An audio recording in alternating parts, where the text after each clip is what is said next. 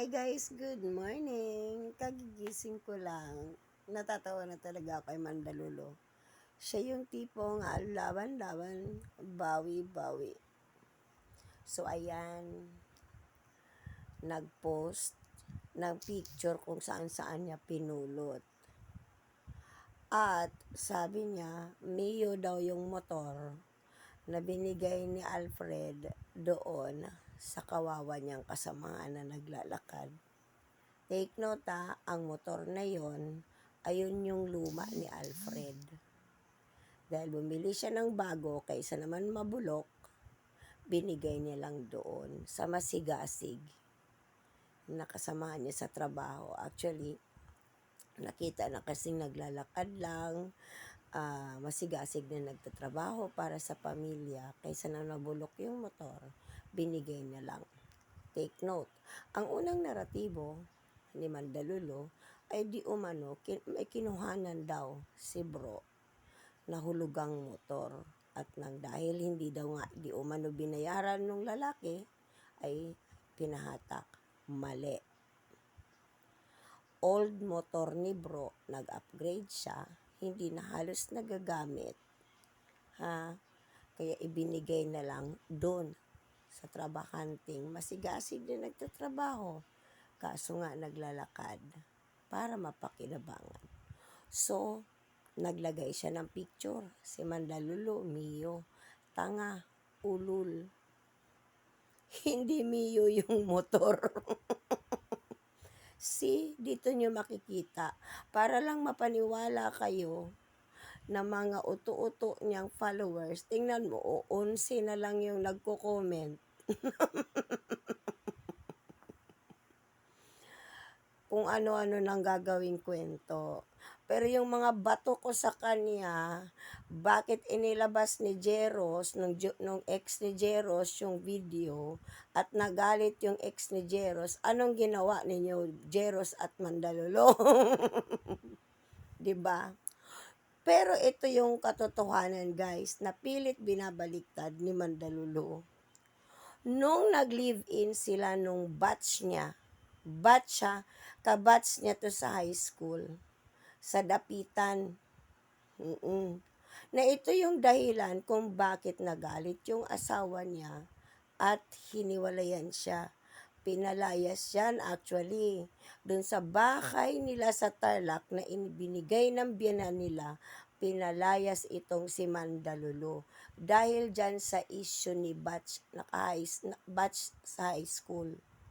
Dahil nga si batch na high school, kabatch niya sa high school ay na-assign sa Dapitan.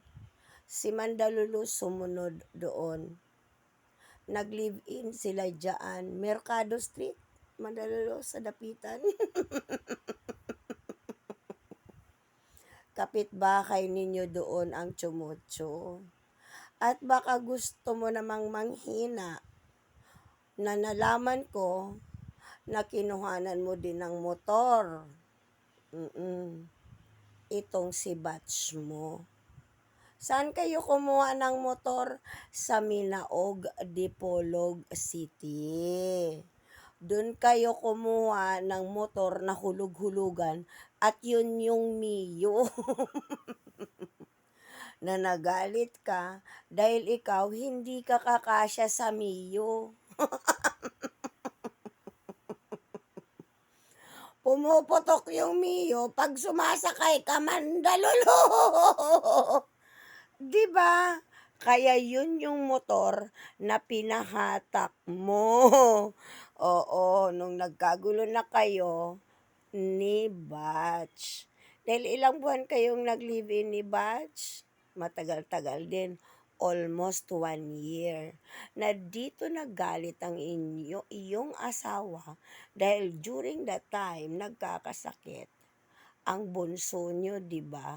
Ni hindi ka nga man lang makapagpadala ng kahit pera, kahit kunting pera, dahil inubos mo, sinunod mo ang kapritsyo ni Batch, dahil si Batch during that time, ay nasa problema dun sa kanyang jowa na babae. Gusto mong ibigay lahat kay Batch kung ano ang kapritsyo niya, at hindi ka paalisin sa dapitan. 'Di ba? Oo, 'di ba? Magkano renta niyo dun sa bahay? Oo. 'Di ba? Kung saan-saan kayo naglalalaboy ni Batch, kaya dito ka nalulong, dito ka nang iistapa ng magkano-kano. Oo, nung naghiwalay na kayo ni Batch, saka ka umuwi dito. Pero may panahon pa rin na nagbalikan kayo dahil si Batch tapos na yung trabaho niya sa dapitan, pumunta na ng Manila at di mo na naman tinatantanan. Ito yung time na nasa MRT ka na, di ba? Look at the synchronicity of time. Kailan ka nasa MRT, di ba? After nung galing kayo sa dapitan dahil kinik out ka na, di ba, ni Batch, pero galit na sa iyo ang pamilya mo, ang asawa mo, may sama na ng loob yung panganay mo. Oo, kaya magtigil ka naman dalulu. Yung mga mema mo bumabak toyo. Kaya, sagutin mo yung challenge ko na kung talagang mahal na mahal ka nung anak mo, yung panganay at bunso, oo, mag-video ka, oo, pilitin mo sila, oo, pakita mo, oo, at pumunta ka dun sa bahay ng biyenan mo, makyat ka dun, magmano ka dun, yun, oo, at doon ka, magpakita ka, magpaano ka dun sa asawa mo. Baka sakaling bati-bati ka dun. Oo. At interviewin mo ang ex ni Jeros.